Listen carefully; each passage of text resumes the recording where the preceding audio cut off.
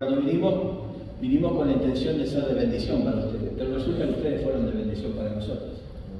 Y quizás ustedes aprendieron un montón de cosas, pero nosotros aprendimos un montón de cosas de ustedes también.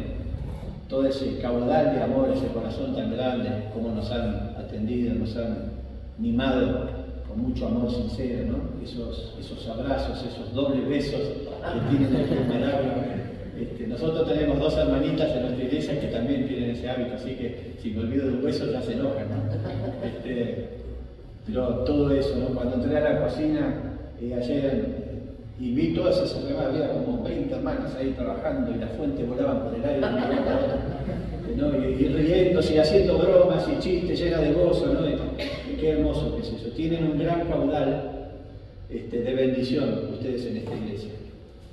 Solo tienen que percatarse de eso y servir. Creo que una iglesia que glorifica a Dios es una iglesia donde cada creyente convertido está haciendo algo en la iglesia. ¿No? Es como esa pared, miren, de ladrillo. No falta ningún ladrillo. Cuando el albañil empezó a colocar esos ladrillos, puso uno al lado del otro en el lugar donde deben estar y no hay un solo ladrillo que no cumpla una función. Y eso sostiene la pared, ¿no? Entonces, tengan un compromiso especial con eso. Porque lo que más va a impactar nuestra vida de acá en adelante con respecto a ustedes es el testimonio de ustedes.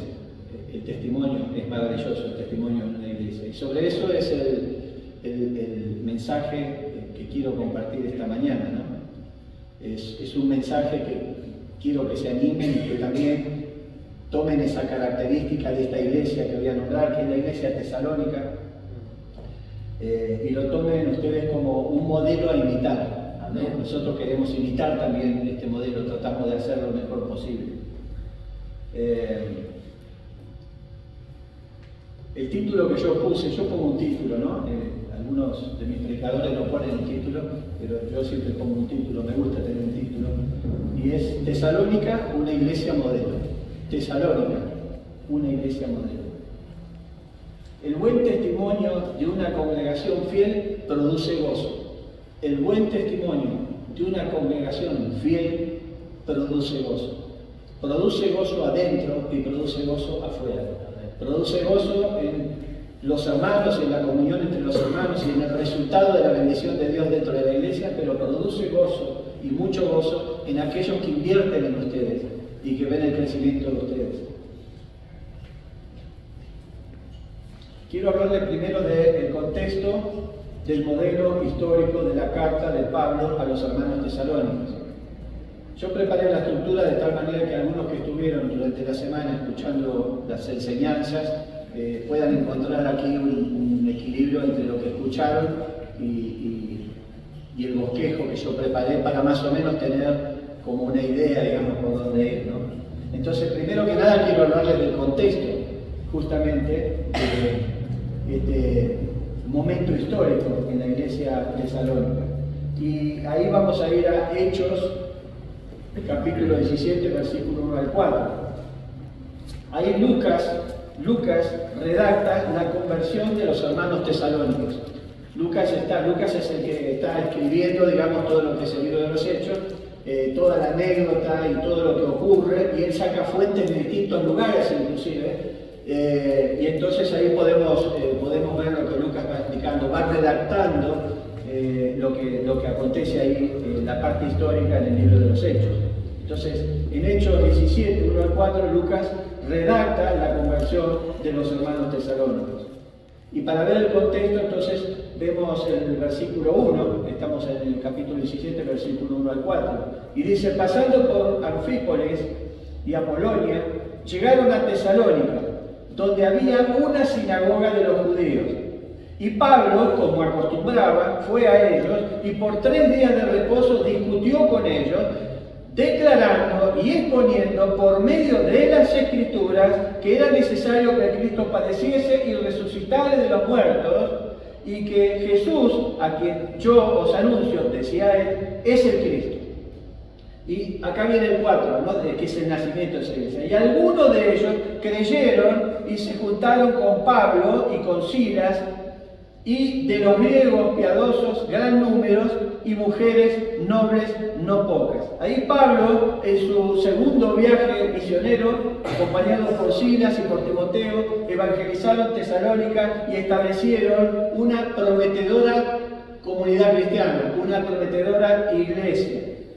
Ahora, si bien en el libro de los Hechos, en el capítulo 17, versículo 2, nos dice que por 3 días de reposo, lo que sería 3 sábados, donde se reunían en la sinagoga, Pablo estuvo allí aproximadamente 3 meses.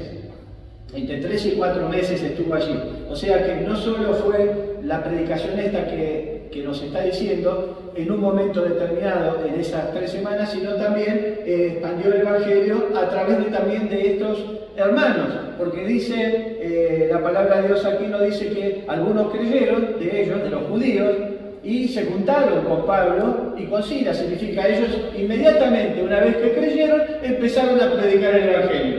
Una vez que creyeron, salieron del campo misionero, y vamos a ver las cosas que acontecieron, digamos, con estos hermanos. Por eso ellos fueron realmente un testimonio de la iglesia modelo que debemos tener en cuenta, debemos considerar. Amén. Así que más adelante, después de estos casi 4 meses, 3 meses a 4 meses, Pablo, después de predicar allí, tuvo que salir de allí por persecución, por causa de la hostilidad de aquellos que estaban en contra de la predicación del Evangelio. Entonces Pablo y sus compañeros después viajaron a Berea y luego a Atenas, ¿no? Y desde Atenas Pablo envía a Timoteo justamente a la iglesia tesalónica, esta iglesia nuevita, es una iglesia nueva. Entonces lo envía a Timoteo, que era su hijo espiritual, para que vea cómo estaban las cosas ahí y ver si había algo que corregir, si los hermanos seguían fieles, porque no era fácil la vida de los tesalónicos. Como no es fácil la vida de todos nosotros que enfrentamos cosas diferentes en nuestro país, en nuestra ciudad, en nuestro territorio y en nuestra vida particular. Pero si vos comparás lo que ellos tenían que enfrentar en ese tiempo con lo que nosotros tenemos que enfrentar hoy, es la noche y el día. Porque ellos corrían riesgo hasta de perder la vida, y tenían discriminación, y había comerciantes que no le querían vender a los cristianos, y tenían a los judíos que estaban en contra, y tenían también a los gentiles que estaban en contra, a los griegos que estaban en contra, con todas sus filosofías y sus mentiras, porque lo que dominaba justamente el mundo era el príncipe de la potestad del aire, como lo hace ahora también por otros medios, Pero entonces envía a Timoteo, y Timoteo regresa con esas noticias, ¿no? Regresa con esas noticias sobre esta iglesia. Al recibir la noticia positiva que Timoteo dijo, estos hermanos son maravillosos. Y le cuenta todo lo que descubrió acerca de esta iglesia. Fíjate, Pablo estuvo casi 3 meses ahí, después se va porque no pudo volver, y de repente envía a Timoteo, y Timoteo regresa con esa información. Pero también tenés que ver el corazón de Pablo, porque Pablo no se conformó solo con evangelizar y con discipular, porque obviamente esos 3 meses significa que evangelizó, discipuló, y lo que hizo fue trabajar en la vida de esas personas, y obviamente escoger a alguien que puede ser el líder espiritual, es decir, establecer un pastor en esa iglesia tesalónica. O sea, todo un montón de trabajo. Y Pablo no descansó un día, y Silas tampoco, y Timoteo tampoco, ¿no? Pero cuando vuelve con esta noticia de que esta iglesia estaba firme, a pesar de todas las adversidades que enfrentaba, entonces Pablo desde Corintio le escribe una carta. Le escribe la carta que nosotros podemos ver, la carta a los tesalonicenses. Y le escribe esa carta con el propósito de animarlos y fortalecerlos en el medio del gran caos que había en esa ciudad, en contra de la verdad.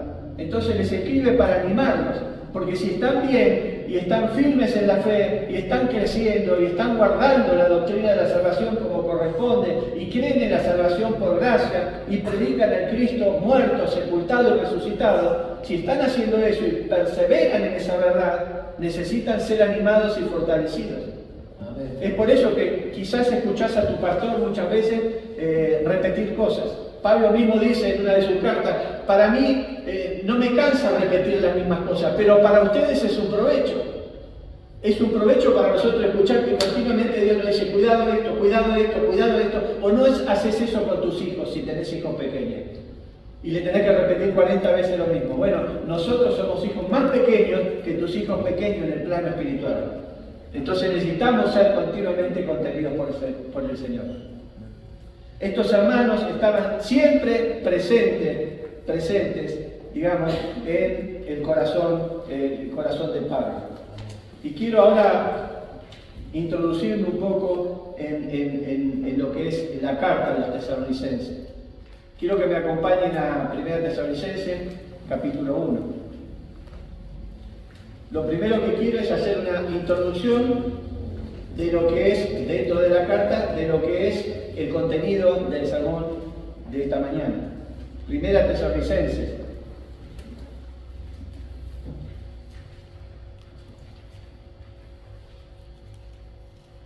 Muy bien, ya tenemos el texto. Dice así, capítulo 1, versículo 1. Pablo, Silas y Timoteo, a la iglesia de los tesalónicos, o tesalonicenses, en Dios Padre y del Señor Jesucristo, gracia y paz sean a vosotros, de Dios nuestro Padre y del Señor Jesucristo. Esta era la salutación que siempre vamos a ver que Pablo siempre hace con respecto a esto, ¿no? Y entonces acá lo primero que vemos es, les escribo esta carta a los hermanos de la iglesia de Tesalónica. O sea, no es que había un grupo de hermanos evangelizados, sino había una iglesia.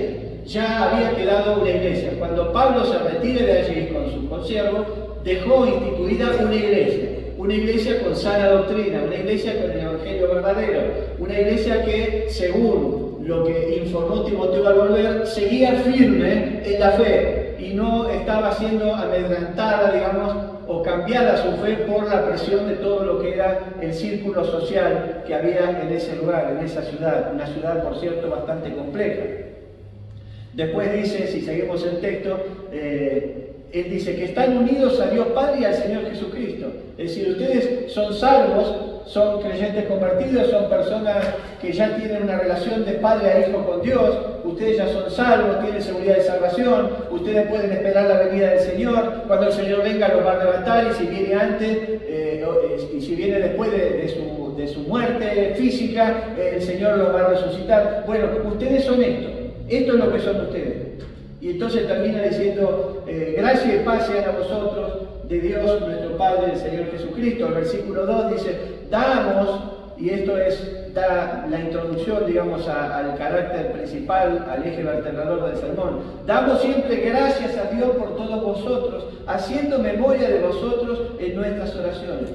Ahí está Pablo y Timoteo y Silas, diciéndole que siempre están dando gracias a Dios por ellos, por el resultado del evangelismo que ellos llevaron a ese lugar. Pero el agradecer acá tiene que ver con cómo ellos reaccionaron y se comportaron una vez que fueron salvos. Una vez que fueron salvos. Y esto era de gran gozo en el corazón de Pablo, de Silas y de Timoteo. Timoteo vino impactado cuando vino de regreso, decía, no sabe Pablo lo que yo encontré ahí. ¿Cómo están estos hermanos que evangelizamos? Cómo ellos son fieles, comprometidos, y a pesar de tanta oposición que tienen y de la situación económica muy endeble que tienen y las necesidades que sufren, ellos siguen fieles, confiados plenamente en el Señor y no se han apartado en nada. Y vamos a ver muchas cosas que fueron como resultado de esta evangelización en ese lugar.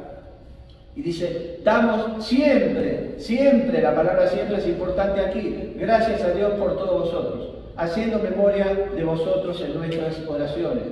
Y después el versículo 3 dice, acordándonos sin cesar, vimos antes la palabra siempre y ahora dice sin cesar, acordándonos siempre, sin cesar, delante de Dios y Padre, de la obra de vuestra fe, del trabajo de vuestro amor y de vuestra constancia en la esperanza de nuestro Señor Jesucristo, ¿no? Acordándonos siempre.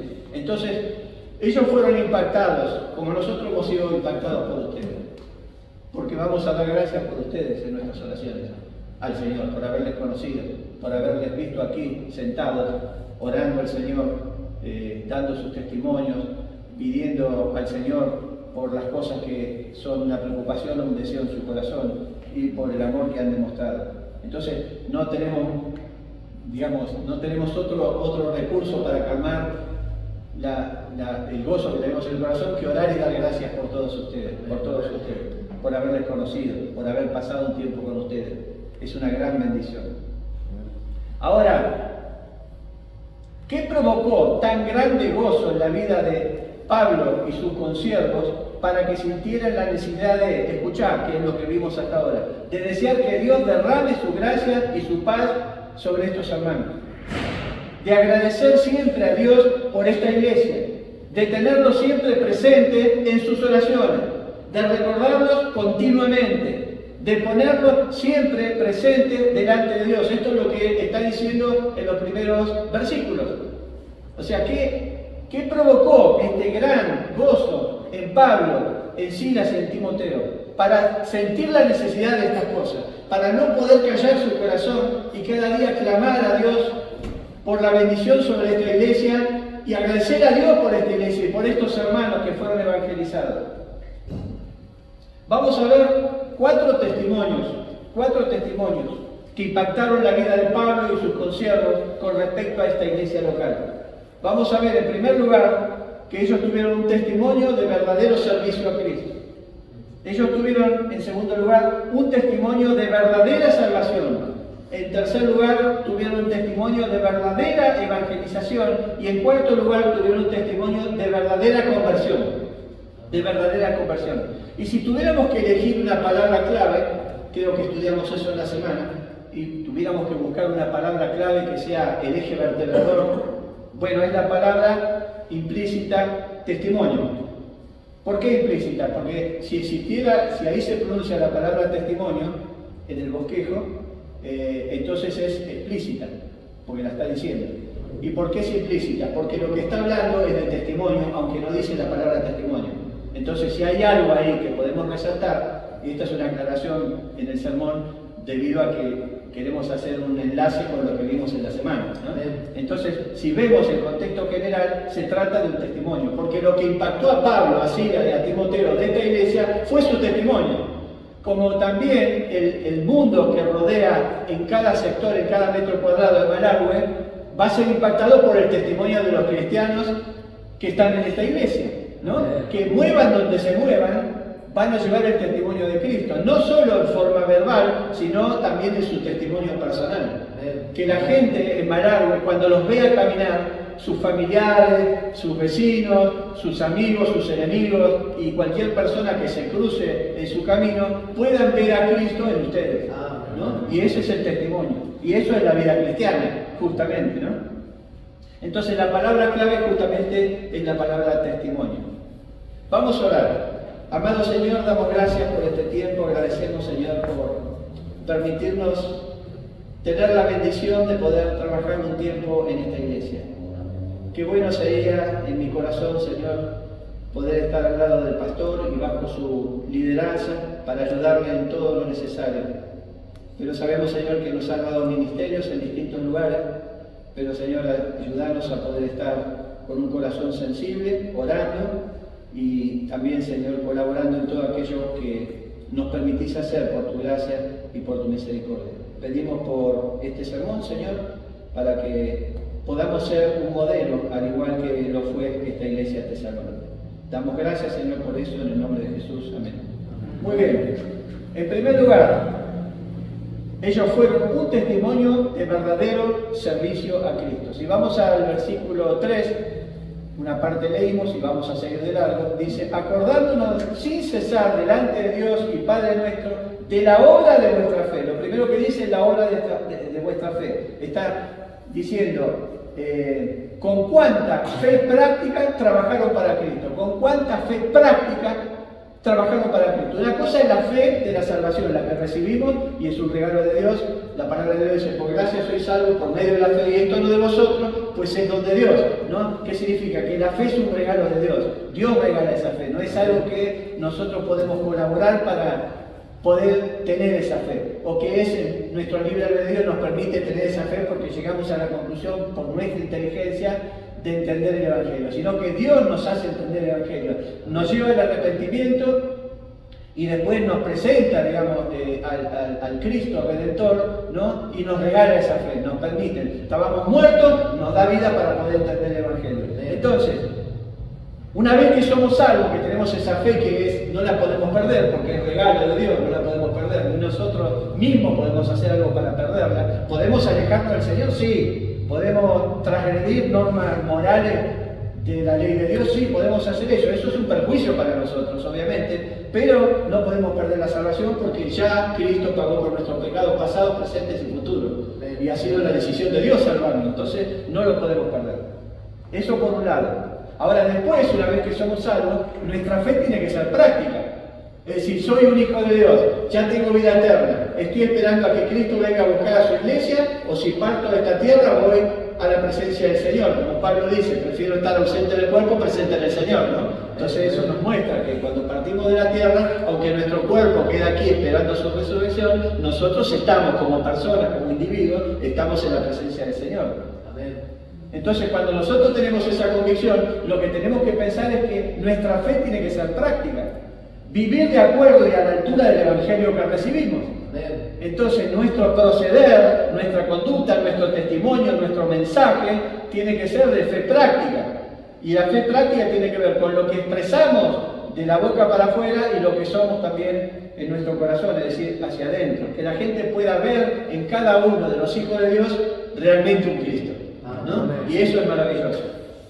Entonces dice, la obra de vuestra fe, del trabajo de vuestro amor. El trabajo de vuestro amor. Hay una cosa importante que vemos en Apocalipsis, en una de las cartas, la carta a los Efesios, en Éfeso, donde Dios, el Señor Jesucristo, dictando la carta a Juan, le dice acerca de esta iglesia que había abandonado el primer amor. ¿Qué significa él? Cuando le dice, has dejado tu primer amor, entonces empezá a hacer los trabajos, porque si no vamos a tener problemas en la iglesia. ¿Y qué le está diciendo? Le está diciendo ahí, empecé a hacer las cosas con el amor que tuviste al principio. A ver. ¿Viste? Apenas sos salvo, caminas por las paredes, te colgás de los techos, saltás, das piruetas y todo, y pasa el verdulero por ahí. Vení para acá, vos sabés que Cristo, y le hablás a Cristo y todo, ¿no? Y después ya, o lo dejás de hacer, o lo haces simplemente como una rutina.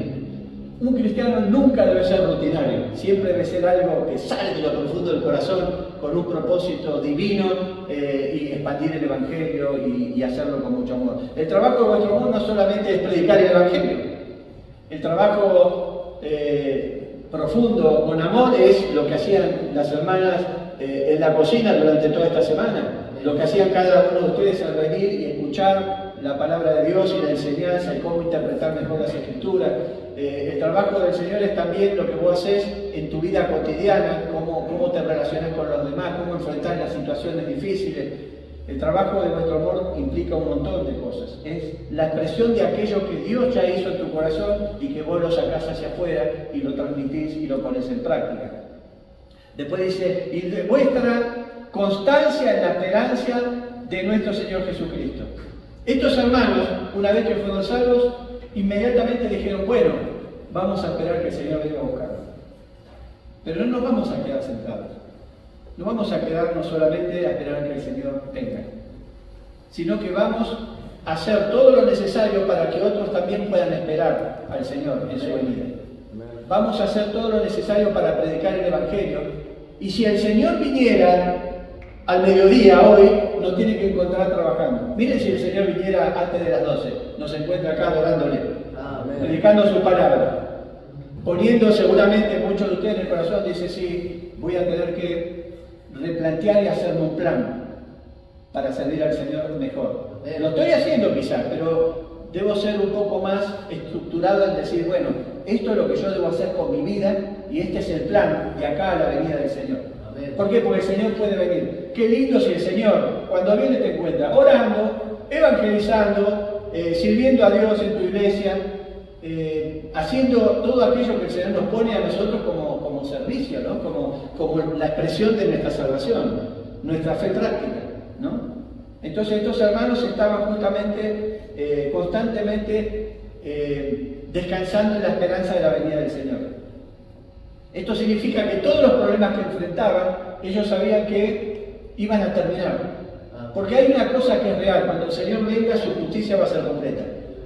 ¿Vemos injusticia en el mundo? Sí, continuamente vemos injusticia en el mundo. Y parecería como, y no pasa nada, y cada vez hay más maldad, y las personas son más malas, más perversas, vemos injusticia en todo el mundo, vemos guerra en todo el mundo, y parecería como que van ganando la batalla. No, la están perdiendo. La están perdiendo. La batalla la gana la Iglesia de Jesucristo al predicar el Evangelio, al servir al Señor y al mantener la Iglesia encendida, con una luz intensa que puede impactar los corazones de las personas. Versículo 4 dice, porque conocemos, hermanos amados de Dios, vuestra elección. Es decir, porque sabemos acerca de ustedes, conocemos acerca de la conversión que ustedes tuvieron, conocemos que son el resultado del amor de Dios. Y por el resultado del amor de Dios lo podemos ver en ustedes, que son verdaderos creyentes convertidos, que están amando al Señor, adorando al Señor, defendiendo el testimonio de Cristo, pregonando el Evangelio y sirviendo en la iglesia los unos a los otros, ¿no? El alelón. Dice, de vuestra elección, porque sabemos que Dios los ha escogido. Y después hay un pues, empieza en el versículo 5, dice, y esto nos lleva al segundo punto. Nos muestra este versículo 5 que fueron un testimonio de verdadera salvación. Ellos fueron un testimonio de verdadera salvación. No solo fueron un testimonio de verdadero servicio a Cristo, ellos sirvieron a Cristo, estaban esperando la venida del Señor, sino que aparte fueron un testimonio de verdadera salvación. Pues nuestro Evangelio no llegó a vosotros en palabras solamente, sino también en poder, en el Espíritu Santo y en plena certidumbre, como bien sabéis cuáles fuimos entre vosotros por amor de vosotros. Cuando ellos llevaron el Evangelio a esa ciudad, Tesalónica, lo que estaban haciendo Pablo, Silas y Timoteo era expresando su amor por esos pecadores que estaban allí. Ellos llevaron el Evangelio porque amaban a los pecadores. Si vos no amás al mundo pecador, no quiere decir que tenés que hacer causa común con el pecado, sino amar al pecador. Si vos no amás al pecador, ¿por qué vas a ir a llevar el Evangelio? ¿Qué sentido tiene que pongas en tu corazón el deseo de llevar el Evangelio a alguien que no amás? Cuando vimos en uno de los testimonios que Pablo decía, prefiero yo mismo no ser salvo con tal de que ustedes sean salvos. Eran pecadores. Jesucristo en la cruz, a punto ya de entregar su espíritu, dice, perdonadlos porque no saben lo que hacen. A los que lo estaban flagelando, torturando, a los que se burlaban, a los que echaban la suerte quién se quedaba con su manto. Y el Señor dice, perdónalo porque no saben lo que hacen. O sea, estaba amando a los pecadores, estaba amando a sus enemigos. Si nosotros no amamos a nuestros enemigos, y seguramente debe haber muchas personas en tu vida, o por lo menos una, y gloria a Dios si no tenés ninguna, pero seguramente contás con personas que realmente no te quieren. Que no te quieren. Quizás en el grupo familiar, quizás en el trabajo, quizás en distintos lugares. Personas que si pudieran hacerte daño, te harían daño, o quizás personas que ya te hicieron daño. Tenés que amarles, porque si no les amás, entonces, ¿por qué le vas a llevar el Evangelio? Si no tenés amor por ellos, ¿no?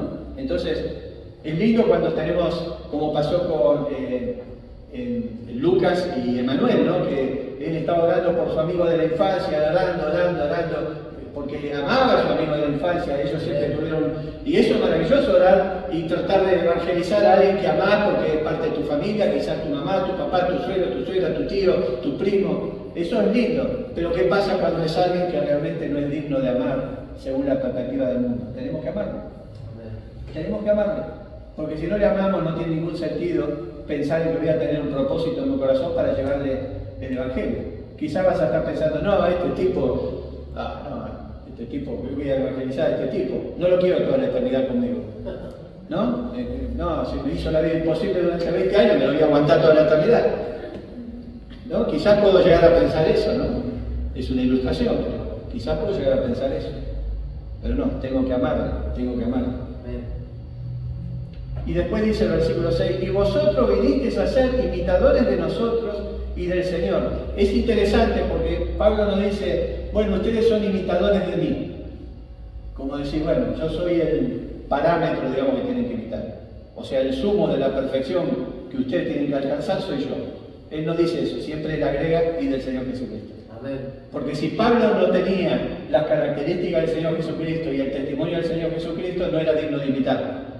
Entonces nosotros tenemos que alcanzar el estándar del Señor Jesucristo, porque ese debe ser el propósito de cada cristiano, parecerse cada día más a Cristo. De eso se trata. Y cuando yo me parezco más a Cristo, entonces cuando estoy mostrando mi testimonio personal, estoy mostrando a Cristo. La gente tiene que ver a Cristo, y cuando yo predico el Evangelio, si yo no soy similar a Cristo, no hay característica de Cristo en mí, el Evangelio no tiene poder. Porque la gente dice, pero vos me hablas de esto, pero vos sos igual que yo. Entonces tiene que haber una diferencia entre el mundo que está en tinieblas y el cristiano que está en luz. Y eso es fundamental para llevar el Evangelio, y eso es el testimonio. Y acá dice, pero vosotros vinisteis a ser imitadores de nosotros y del Señor, recibiendo la palabra en medio de gran tribulación. Cuando ellos recibieron el Evangelio, vos te pones a pensar y decís, bueno, ponete en lugar de ellos. Y vos decís, bueno, esta gente evidentemente viene a ayudarnos, porque nos está predicando un mensaje de salvación, un mensaje de justicia, un mensaje de esperanza, ¿no? Pero yo tengo hambre, pero yo no tengo trabajo, pero yo soy un esclavo de un amo, yo soy otro esclavo de otro amo, es decir, todas esas cosas, no hay mucha injusticia, no tenemos libertad de nada, ¿no tenés algo mejor para ofrecer? Pero sin embargo, acá dice, recibiendo la palabra en medio de gran tribulación. En el medio de gran tribulación recibieron la palabra. Ahora, ¿por qué ellos pudieron recibir la palabra y la verdad y ser conversos, digamos, en medio de gran tribulación? Porque lo que se les predicó es el Evangelio verdadero. Y el Espíritu Santo actúa con el Evangelio verdadero, no con el Evangelio mentiroso. El Evangelio verdadero, el Evangelio de la gracia. Ellos llevaron ese Evangelio, y ese Evangelio es el único que utiliza Dios para salvar almas. No el Evangelio mentiroso, no el Evangelio de la prosperidad, el Evangelio de la sanidad, el Evangelio de todo eso. A veces preguntan, ¿qué? ¿Acaso el Señor nos sigue salvando? ¿Nos sigue sanando? Sí, por supuesto que lo hace. Oramos al Señor y el Señor... ¿Y prospera el Señor también? Sí, por supuesto que lo hace. Pero no es que la salvación sí o sí te hace millonario o algo por el estilo. No, el Señor suple la necesidad de su pueblo. Como vos suplís la necesidad de tus hijos, ¿me entendés? Y el matrimonio ahora que va a tener un bebé está pensando, bueno, ahora tenemos que reorganizar todo, porque ahora, ¿no? Te cambia todo. A Roberto, por ejemplo, Pastor Roberto, nació su hija y todo, hasta su oficina, tuvo que sacar del lugar y poner una habitación más, ¿no? O sea, bueno, esto es exactamente igual. Esto es exactamente igual. Versículo 7. De tal manera que habéis sido ejemplo a todos los de Macedonia y de Acaya que han creído. Han sido ejemplo para todos los que han creído a través de su testimonio y el mensaje del Evangelio verdadero. Fíjate que en Gálatas dice, en Gálatas podemos leer lo que dice Pablo, dice, estoy maravillado que tan pronto os hayáis alejado del Evangelio que habéis recibido. Y dice, no es que haya otros, sino que hay algunos que tratan de pervertir el Evangelio, ¿no? A través de la mentira, el engaño y todo eso. Pero no es que hay dos, hay uno solo, que es el Evangelio de la gracia, ¿no? De tal manera que habéis sido ejemplo a toda Macedonia y de Acaya que han creído. De tal manera, estaba hablando acá algo, digamos, como sobresaliente, o diciendo, miren ustedes lo que ha acontecido acá, es terrible lo que ha acontecido acá. Entonces estos hermanos fueron un testimonio de verdaderos creyentes convertidos, a través del Evangelio verdadero, y respondieron una vez que recibieron el regalo de la fe, la gracia de la fe. Una vez que recibieron eso, actuaron con una fe práctica, es decir, pusieron en práctica aquello que ahora eran y antes no eran, que es ser hijos de Dios y pregonadores del Señor Jesucristo. Ellos podían predicar el Evangelio no solo en cuanto a la palabra del Evangelio, sino en su testimonio personal, y no solo en su lugar de confort donde ellos vivían, sino en cualquier lugar, en cualquier lugar. Quizás tomas un micro para viajar a Mendoza capital, y ahí en una parada, qué sé yo, y se te sienta alguien al lado, ¿qué le pasa? Lo veo como preocupado. No, sí, porque tengo enfermo un pariente, lo voy a visitar. Bueno, ahí podés predicar el Evangelio. Ahí podés predicar. Estás en la cola del banco, por lo menos en Buenos Aires, así acá no veo cola en ningún lado, pero en la cola del banco ahí, viste, y hay una cola de 6 cuadras ahí para llegar a entrar al cajero, y estás ahí, y hay alguien adelante, alguien atrás, que necesita de Cristo. Y va a surgir una conversación donde vos decís, acá te agarré, y predicás el Evangelio. ¿no? Y que vos puedas decir, bueno, sí, la verdad que el país, esto, todos hablan mal del país, esté quien esté el gobierno, siempre van a hablar mal del país. Entonces vos decís, bueno, no, mire, yo tengo la tranquilidad que soy un hijo de Dios, he confesado al Señor Jesucristo como mi Salvador, y yo dependo del Señor, y el Señor nunca me abandonó. Siempre me proveyó, siempre me cuidó, y el Señor es fiel, y hay una manera de poder lograr eso, que es a través de creer en el sacrificio de Cristo en la cruz.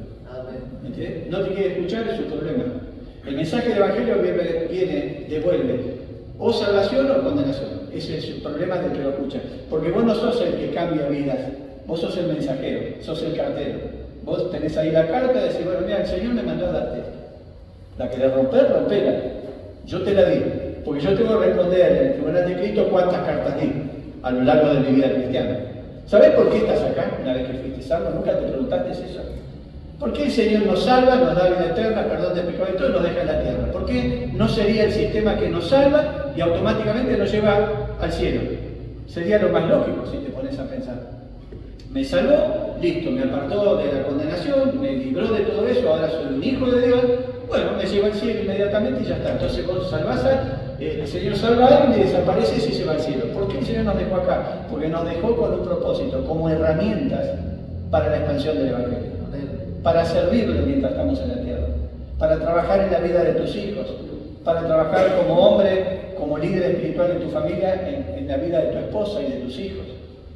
Esposa, el Señor te hizo como ayuda idónea, porque no es bueno que el hombre esté solo. Entonces el Señor te hizo como ayuda idónea. La mejor ayuda que podés tener si tenés una esposa es tu esposa, ¿no? Es la mejor consejera que tenés, la mejor ayuda que podés tener, la que te va a sostener y todo eso. Y vos sos el responsable espiritual, tenés que dar cuenta delante de Dios por tu guía espiritual en tu matrimonio y en tu familia.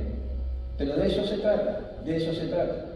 Hay un ejemplo que vemos en 1 Pedro 2, versículos 11 y 12, que es maravilloso, nos habla justamente del testimonio, tiene que ver con el testimonio. Estamos hablando hoy del testimonio, ¿no? Y nos dice así lo siguiente, 1 Pedro 2, 11 y 12. Si no lo encontrás, no importa. Amado, yo os ruego como extranjeros y peregrinos. Lo primero que vemos acá, que acá Pedro está hablando a estos hermanos y les habla como, los ve como extranjeros, como peregrinos. ¿Qué es un extranjero? Alguien que no pertenece ahí, que es de otro lugar, de otra nación, de otro lugar. Nosotros sabemos por la Biblia que somos ciudadanos del cielo, que vivimos en la tierra, pero no pertenecemos a la tierra una vez que somos salvos. Y él está hablando a estos cristianos justamente enfocado en eso, como extranjeros y peregrinos. ¿Qué significa peregrinos? Una vez que somos salvos, estamos de paso acá. Estamos de paso. Somos salvos, ahora nuestra morada está en los cielos. ¿Y qué hacemos acá? Estamos de paso. ¿Y de paso haciendo qué? De paso pregonando el Evangelio. De paso sirviendo al Señor. De paso apoyando intensamente a nuestro pastor. Porque el trabajo de un pastor no es solamente que vos lo ves el domingo que sube, dirige y predica y ya está. No, el trabajo del pastor realmente es tremendo. Es tremendo. Cuando alguien me dice, es como que estoy sintiendo el llamado al pastorado, ¿estás seguro? No digo, ¿viste? ¿Estás seguro? Sí, pues me gustaría predicar. Bueno, podés predicar sin ser pastor. ¿Estás seguro que querés ser pastor? Voy a orar por vos, para que Dios confirme eso. Pero si estás seguro que es tu convicción, Dios te va a llevar donde quiere. Entonces dice, amado, os ruego como extranjeros y peregrinos, que os abstengáis de los deseos carnales que batallan contra el alma, es decir, del mundo y la contaminación del mundo y toda la influencia del mundo. Satanás tiene el mundo en sus manos y todo lo que vos conocés es mentira. Comprás un shampoo y vos lees atrás para qué sirve ese shampoo, es mentira. Algunos será mejor que otro, será más cremoso, menos cremoso. Si es más o menos de marca, bueno, sabés que no te va a destruir, pero después que te va... Es como que yo compre esos productos que venden para que te crezca el pelo. O sea, voy a gastar un montón de dinero innecesariamente, ¿no? Es así. Entonces, lo que vos ves es todo mentira. Te ofrecen las propagandas, es mentira. Te venden un vehículo, es mentira. Cada uno que vende un vehículo, por ejemplo, te dice que es el mejor. No puede haber todos un mejor. Algo tiene que ser mejor que otro. Entonces, todo es mentira, todo es engaño, todo es engaño. Entonces dice, el versículo 12, manteniendo vuestra manera de vivir entre los gentiles, es decir, mantengan bien, santificada la manera de que ustedes viven dentro de los gentiles, dentro de lo que son los inconversos, para que los que murmuran de vosotros como de malhechores, glorifiquen a Dios en el día de la visitación, cuando vos llegás y hablas del Evangelio, al considerar vuestras buenas conductas. Es decir, lo que te está diciendo aquí en síntesis es que te tenés que ver como un extranjero y un peregrino. La gente te tiene que ver con alguien y decir, este tipo no es de este planeta. No sé dónde vino, de este planeta, ¿no? En el barrio los vecinos dicen, no, ellos, no sé, son distintos. Me parece que son evangélicos o algo así. Se van a dar cuenta enseguida, por tu costumbre. ¿Cómo te das cuenta que alguien es un extranjero? Porque acá te está diciendo la palabra de Dios, te tenés que ver como un extranjero, como alguien que está de paso, un peregrino, alguien que viene de otro lugar. ¿Cómo te das cuenta que alguien es un extranjero? Por tres cosas. ¿Cómo vestís? ¿Cómo hablas? ¿Y cómo actuás? Cuando vos ves un italiano, ¿te das cuenta que es italiano? Su manera de vestir, ¿no? Sus gestos, ¿no? La manera de hablar, ¿viste? Un italiano, por ahí tiene, no sé, 50 años en el país, todavía el vocabulario todavía te das cuenta que es italiano, ¿no? Y así sucesivamente. Un alemán, por ejemplo, que viene de los montes suizos y todo eso. ¿Cómo te das cuenta? De su manera de vestir, su manera de hablar. Entonces, vos tenés que hacer una diferencia en cómo hablas, cómo te vestís y cómo actuás. Eso es importante. Versículo 7. De tal manera que habéis sido ejemplo, es decir, habéis sido testimonio, un testimonio maravilloso en toda Macedonia y en Acaya, a los que han creído. Y esto nos lleva al punto 3. Y esto es que fueron un testimonio de verdadera evangelización. Ellos no se quedaron solamente con ser salvos, sino soy salvo y salieron a evangelizar. ¿Recordás la historia de la mujer samaritana que estaba ahí cuando Jesús se acerca? Y una vez que Jesús se presenta y ella llegó a la convicción de quién era Jesús, salió corriendo. Salió corriendo. Podía decir, no, Señor, me quedo un rato más. Así seguís hablando. Yo me pongo en serio, yo me hubiera quedado ahí. Pero no, esta mujer hizo lo correcto, yo hubiera hecho lo incorrecto. El Señor quiere que estemos a su lado, pero que cumplamos con lo que es la gran comisión. Y entonces ella salió corriendo y dejó el balde. O sea, venía a buscar agua ella, no era uno de los trabajos que tenía la mujer, venía con las tinajas y todo a buscar, porque era muy importante el agua y no había agua corriente como tenemos en tu casa. Entonces tenía que venir de lejos con la tinaja, llenar de agua y después volver. Y cuando escuchó el mensaje del Evangelio, salió corriendo y ¿qué hizo? Empezó a evangelizar a todos los que estaban en su barrio, en su pueblito, en su aldea. Era más importante eso que llevar el agua. Llegó la verdadera agua que calma la sed espiritual, no el agua esa que tomamos, ¿no? Entonces, esto es de lo que está hablando acá.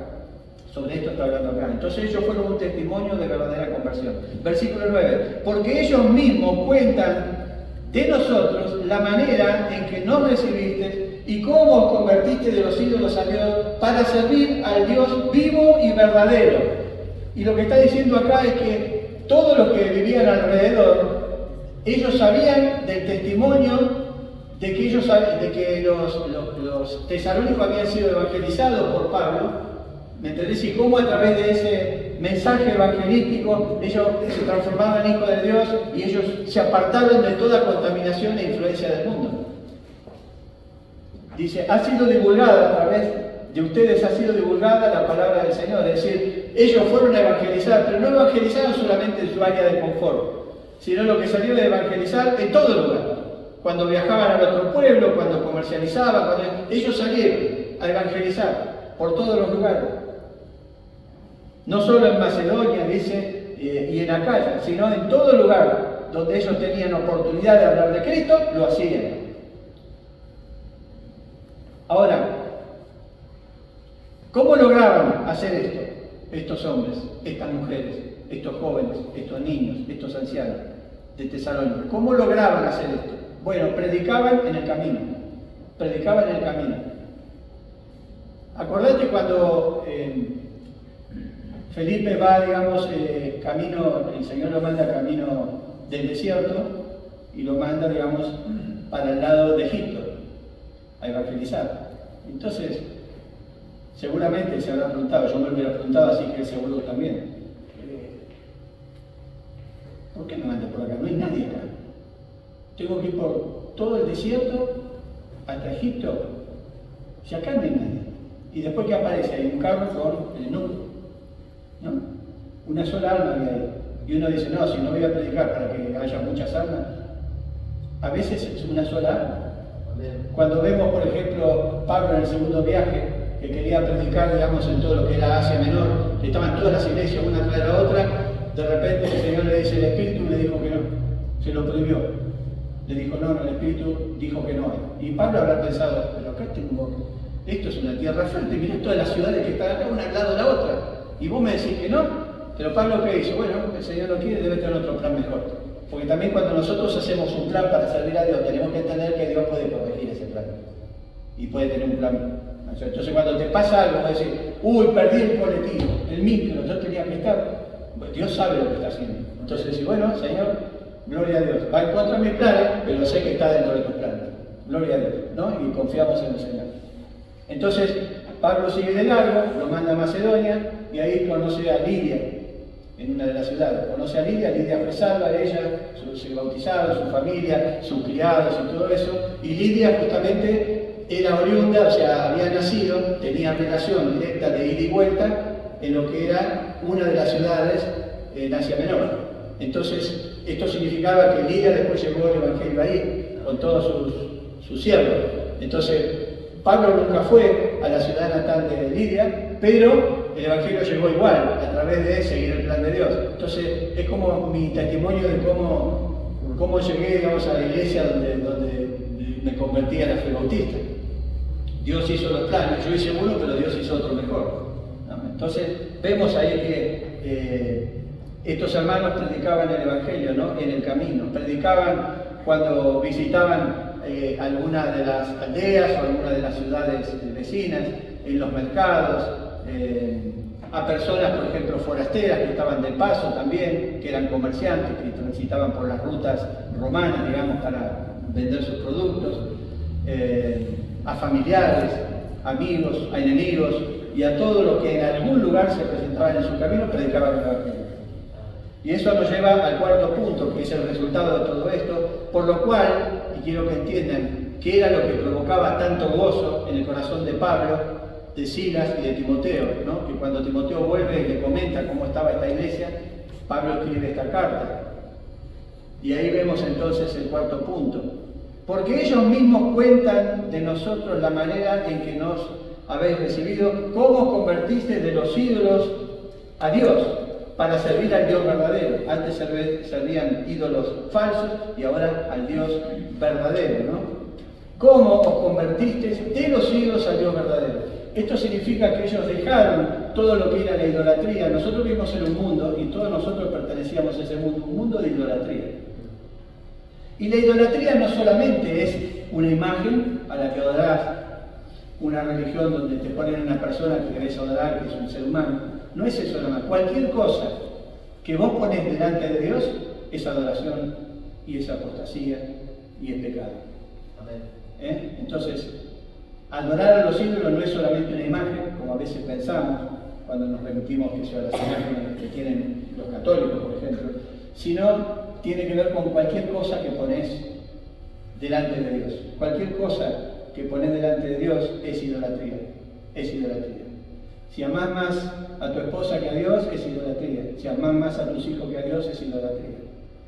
Si amás cualquier otra cosa, un deporte o lo que sea, más que a Dios, es idolatría. Pero si amás profundamente a Dios y a Dios más que todas las cosas, entonces tu amor hacia tu esposa, hacia tu esposo, hacia tus hijos va a ser más grande de lo que sería si no pones a Dios en primer lugar.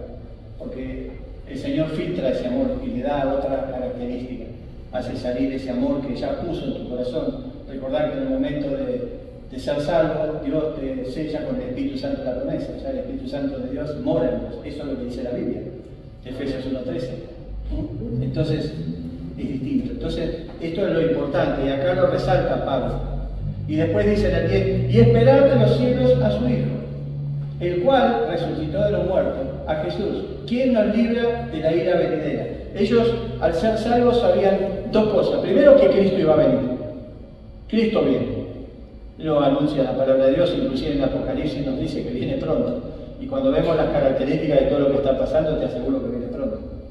A esperar de los cielos, a esperar de los cielos, no a esperar algo humano, sino de los cielos, ¿no? Y es maravilloso pensar eso. A Jesucristo, que Dios lo resucitó de los muertos.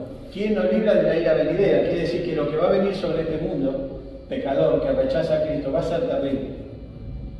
La palabra de Dios nos da a entender de que van a ocurrir cosas que ni siquiera imaginamos jamás, ni viendo una película de ciencia ficción, lo que va a ocurrir en Dios. Pero los hijos de Dios están librados de eso. El Señor ya prometió que van a ser arrebatados, ¿no? Entonces Él nos libra de la ira venidera, porque va a haber una ira venidera. Es maravilloso pensar en eso.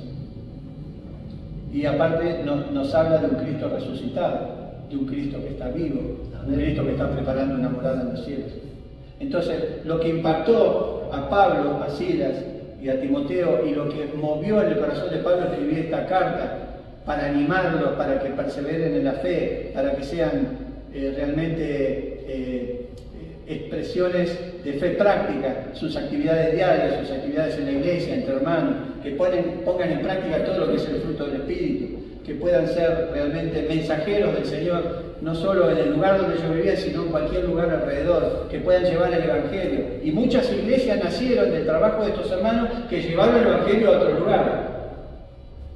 El Evangelio llegó acá, a Malargüe. A alguien en su locura espiritual se le ocurrió hacer todos esos kilómetros y kilómetros y kilómetros y kilómetros y ver de repente la montaña a lo lejos y de repente llevar el Evangelio ahí. ¿A quién se le puede ocurrir eso? A un hijo de Dios. A un hijo de Dios se le puede ocurrir eso, ¿no? Entonces no hay un lugar donde no sea necesario llevar el Evangelio para que esas personas puedan expandir el mensaje de salvación en todo lugar. Y por otro lado, para que ahí se planten semillas, que después esas semillas crezcan y lleven el Evangelio a otro lugar. Así llegamos hasta acá, ¿no? Porque mientras Jesucristo estaba predicando en vida, y después los apóstoles y las iglesias que el apóstol Pablo fue fundando, y fueron llegando nuevos creyentes en distintos lugares, predicando el Evangelio, y estos iban para allá y aquellos iban para allá, y ¿qué pasó? Llegó el Evangelio acá, Malargüe. Mira vos, después de tanto camino largo, las montañas a lo lejos, alguien trajo el Evangelio y ahora hay redimidos que están esperando la venida del Señor para llevarlos a la presencia de Dios. Amén. Qué maravilloso que es eso. Y dice quien nos libra de la ira venidera, ¿no? Y después más adelante nos dice, ¿no? Que dice, es tan grande el mensaje del Evangelio que ustedes han esparcido, que cuando nosotros vamos a una ciudad a evangelizar, entramos a la ciudad y decimos, bueno, queremos hablarle de Cristo, ya no conocemos a Cristo. Ya conocemos a Cristo. Pero esperen, quiero hablar de el Hijo de Dios que vino a la tierra. Sí, ya sabemos eso. Murió, fue sepultado, ya lo sabemos. ¿No? Pablo, Silas, Timoteo, Silvano, todos los demás que fueron a distintos lugares. ¿Y cómo saben eso? Y por los hermanos de Tesalónica. Sí, ellos han venido acá y han predicado el Evangelio. Y Pablo dice, no hemos tenido necesidad de decir nada, de pregonar nada, porque llegamos a un lugar y es lo mismo que nosotros ahora vamos a alguna de las ciudades que ustedes tienen para acá, y entonces, che, antes de irnos a Buenos Aires pasando y predicamos el Evangelio en algún lugar que vemos, y vamos y nos dicen, no, ya está, si los hermanos de Malargüe, inclusive hay dos hermanos que viven por acá, ya nos predicaron el Evangelio. Pablo habrá dicho, che, se nos fue la mano con estos tipos. Estos son demasiado íntegros, demasiado serviciales, demasiado consagrados a Dios. Bueno, ese es el punto, ese es el punto. Ahora, como conclusión, la iglesia tesalónica, a pesar de ser una iglesia consagrada, muy joven, humilde, atribulada, perseguida, con muchas necesidades, fue un motivo de gozo para sus líderes. Sus líderes tenían gozo, porque de eso se trata, digamos, la expresión que Pablo quiere hacer llegar a estos hermanos cuando escribe su carta, ¿no? Quiere expresar de que el gozo que ustedes provocaron por haber sido evangelizados y haber recibido el regalo de la fe y haber puesto esa fe en práctica y poder ver en ustedes pequeños Cristos y que no se han quedado simplemente enfocados en que ya son salvos, sino que salieron a pregonar el Evangelio a todo lugar. y que apoyaron a su pastor en lo que es la misión evangelística dentro del área y fuera del área donde ustedes moran en su ciudad. Fue un testimonio de verdadero servicio a Cristo. Ellos sirvieron a Cristo. Ninguna iglesia debe estar estática. Ninguna iglesia debe tener miembros que no están sirviendo a nadie. Y si yo no conozco a todos ustedes lo que hacen en la iglesia, pero si alguno de ustedes no está haciendo algo en la iglesia, ya en cuanto terminamos, o el día lunes, o el día martes, la semana que viene, hablar con tu pastor y decir, pastor, la verdad, dígame algo que yo pueda hacer. Algo que yo pueda hacer. No importa, la palabra de Dios dice, sobre poco has sido fiel, sobre mucho te pondré. Pero ayudá a tu pastor, ayudá a tu pastor. Es muy difícil el pastorado y muy solitario. Vos si tenés un problema vas a tu pastor y le pedís consejo. Pero el pastor por ahí no tiene a nadie a quien acudir cuando él está con su corazón quebrantado. Y tenés que tener un pastor con gozo, como el gozo que tenía Pablo, Silas y Timoteo. Y el gozo de Pablo, Silas y Timoteo era porque esta iglesia era maravillosa, porque era una iglesia movediza. Y si vos no tenés un ministerio, hablar con tu pastor y decir, pastor, dame algo. Yo imagino, una vez puse este ejemplo en mi iglesia, y yo imagino, ¿no?, cuando estemos en el cielo. Yo sé que no voy a estar más o menos por delante en la fila, ¿no? Yo me imagino una fila, no voy a haber una fila, yo a la ilustración pongo una fila. Y yo voy a estar ahí, no sé, número 7.000.000.032, una cosa así, ahí mirando para adelante a ver cuándo me toca, ¿no? Es una ilustración. Y por ahí el Señor Jesucristo allá, cuando va a repartir las coronas, desde allá hace así, dice, a ver vos, ¿quién vos? El hermanito con el bastón que está ahí, el ancianito, vení para acá. Allá no vamos a tener bastón porque Dios nos da un cuerpo nuevo. Pero para hacer una ilustración, vení para acá, pasá acá adelante. Y entonces yo por ahí en mi arrogancia puedo llegar a preguntar al Señor, pero ¿por qué lo haces pasar a él? Yo fui pastor, discipulé gente, prediqué el evangelio, ¿por qué pasa él? Porque él cada domingo de su vida, hasta que yo lo llamé a su presencia, venía con una aceitera y ponía aceite en las bisagras de la puerta. Cada domingo, toda su vida, hasta que yo lo llamé a su presencia. Y él, como podía, llegaba ahí con su aceitera y ponía aceite en la bisagra. Y por esa puerta entraron muchas almas perdidas que después lograron ser salvas a través del Evangelio. Entonces el Señor va a repartir coronas. No te quedes con una corona chiquita. Yo ya sé que soy salvo, tengo vida eterna, así que al cielo voy a ir.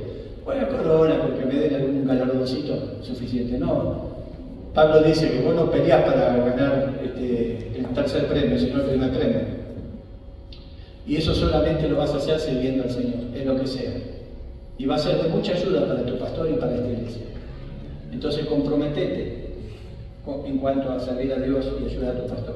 Ellos también fueron un testimonio de salvación. Cualquiera que lo veía decía, estos son cristianos. Estos son cristianos. ¿Por qué sabes que son cristianos? Por esto. Hay características que dicen que son cristianos. Fue un testimonio de evangelización. Ellos evangelizaron en todo lugar, no solo en su ciudad, sino evangelizaron en todo lugar. En la ciudad de vecina. Y Pablo llegaba, vengo a predicar el evangelio, ya está, llegaste tarde. Ya vinieron los hermanos estos de Tesalónica y ya predicaban.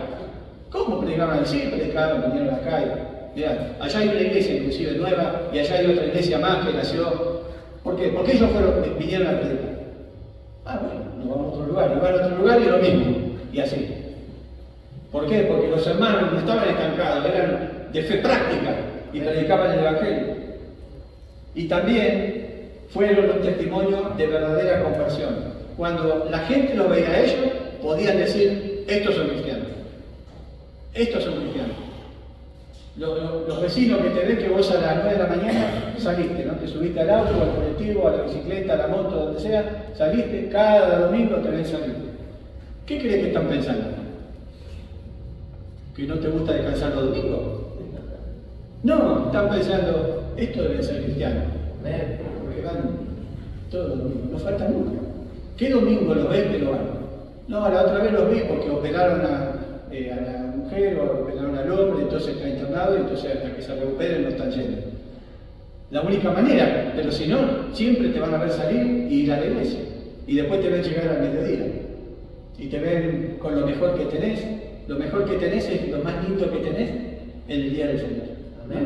Entonces te pones lo más lindo. No importa, no pienses en riqueza, Dios no ve eso. Dios provee lo que es nuestra necesidad. Te pones lo mejor que tenés, ¿para qué? Para ir a adorar al Señor con tus hermanos. Y después cuando está el himno donde nos saludás a los hermanos, con ese doble beso que ustedes tienen, con esa cosa. Yo creo que los conozco hace 40 años ustedes. No sé por qué pasó en esta semana, pero eso es lo que siento. Y es maravilloso eso.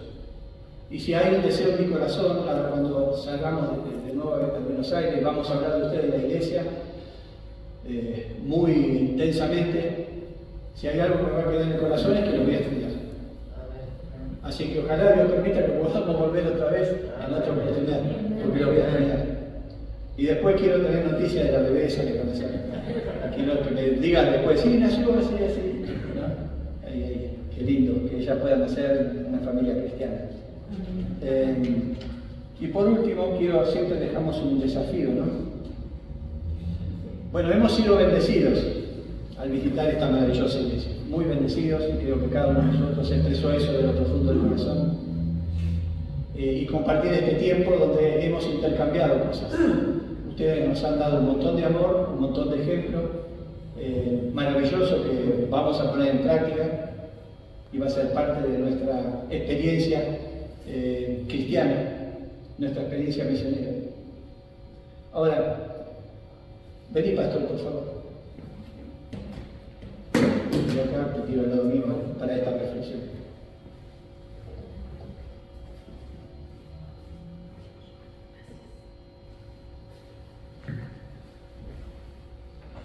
Volvete a casa, no te van a dar. Él es como esos perfumes carísimos, ¿viste? Que vienen en frasquitos los hijos, pero que te duran 6 años porque son puros totalmente. Bueno, este es mi hermano. ¿Cuánto quiero este pastor? Te amo mucho, pastor. Amén. Bueno, yo no sé cuántos de ustedes, porque no los conozco a todos ministerialmente, cuántos de ustedes tienen un servicio dentro de la iglesia y que están sirviendo en la iglesia de una manera especial, comprometida, que tienen un plan personal y familiar para servir a Cristo en la iglesia local donde Dios les ha puesto, la cual es una bendición. Tampoco sabemos con qué compromiso estás sirviendo a Cristo dentro de tu iglesia local. No sabemos si es visible el testimonio de salvación en el lugar donde te mueves. No lo sabemos, porque todavía no tenemos ese conocimiento de estar con ustedes todos los días como si está el pastor. Ni si están evangelizando fuera del área de confort, es decir, evangelizando fuera de la iglesia o fuera de tu casa, dentro de tu familia, con tu vecino, en tu gimnasio, en tu escuela, en tu trabajo o en las ciudades aledañas. No sabemos eso. Pero hay una manera de saberlo. Y esa manera de saberlo es a través del gozo de tu pastor. Así como sabemos de estos hermanos por el gozo que tenía Pablo, Silas y Timoteo, yo puedo advertir realmente si esta iglesia es una iglesia comprometida, que ama al Señor, que sirve al Señor, que tiene un ministerio dentro de la iglesia, que predica el Evangelio, que se ve que tienen a Cristo en su vida, en el lugar donde se mueven. ¿Saben cómo puedo ver eso? No por conocerlos en profundidad a ustedes, porque no es así, sino por el gozo del pastor. Si tu pastor tiene gozo en el corazón y su rostro es muy difícil que veas si él está triste o contento, porque él siempre tiene una cara de gozo, ¿no? Pero quiero decirte algo, lo que pasa en su corazón a veces no muestra su rostro. A él puede estar preocupado por muchas cosas, sin embargo su rostro siempre está lleno de ánimo, de amor, ¿no? De esa simpatía que él tiene. Pero cuando yo veo a él con gozo en el corazón, veo ese gozo en el corazón producto de la iglesia que responde a su enseñanza, que le sigue. Entonces, yo conozco un montón de iglesias, bautistas inclusive, que no tienen un pastor así. Ustedes tienen esa bendición de tener ese pastor así. Ayúdenlo. No lo dejen solo. Yo estuve en Israel recorriendo todos los lugares, digamos, bíblicos y reflexionando y estudiando la Biblia en los lugares reales. Y hay un lugar donde pertenece a los pastores. Y están los pastores con las ovejas, y cuando baja el sol y va a venir la noche, si no hacen a tiempo volver a su lugar donde dejan las ovejas, se sientan en el medio, arriba de una roca, para descansar con su vara, digamos, un callado, digamos, en el medio, y las ovejas enseguida se empiezan a juntar y lo rodean. Entonces él está cuidando que no venga ningún lobo, pero las ovejas le están dando calor, lo están protegiendo, ¿no? Hagan eso, por supuesto. Así que bueno, este es el mensaje que queremos dejarles, ¿no? Que sigan el ejemplo de esta maravillosa iglesia tesalónica y que puedan poner en práctica todos estos ejemplos que Pablo da acerca de estas iglesias para que esta sea una iglesia impactante, no impactante por cantidad. Si el pastor predicara una falsa doctrina, esta iglesia tendría 300 personas hoy aquí. Pero como el pastor predica lo que la Biblia dice, solamente están los cristianos convertidos. Amén. ¿Qué tenemos que hacer? Predicar para que haya más cristianos convertidos, no más personas, sino más cristianos convertidos. ¿De acuerdo? ¿Amén? Amén. Me gustó eso que el pastor hacía.